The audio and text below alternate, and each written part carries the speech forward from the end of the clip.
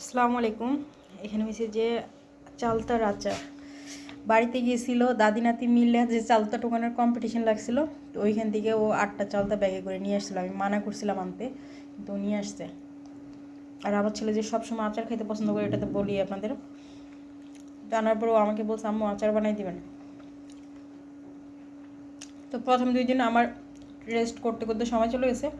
পরে দেখতেছি এগুলো নষ্ট হয়ে যাবে, তো কষ্ট করে কাটছি। এখানে 5টা চালতার আচার, এখানে 5টা চালতার আচার বলতেছি, বাট অর্ধেক খাওয়া শেষ হয়ে গেছে, এখানে বাকি অর্ধেক আছে। তো এটাও আজকালকের মধ্যে খেয়ে শেষ করে ফেলবে। আমি বলি, আমার ছেলে আচার খাইতে পছন্দ করে। আমাদের এখানে বাণিজ্য মেলা হয়, ওইখানে একটা চালতার বাকলার অর্ধেক, মানে এতটুকু সাইজের একটা আচার কিনে খাওয়াইছি 120 টাকা দিয়ে। কালকে আমার ছেলে এই আচার খেয়ে বলেছে, আম্মু আর কখনো আচার কিনে খাবো না, আপনি বানাই দিবেন।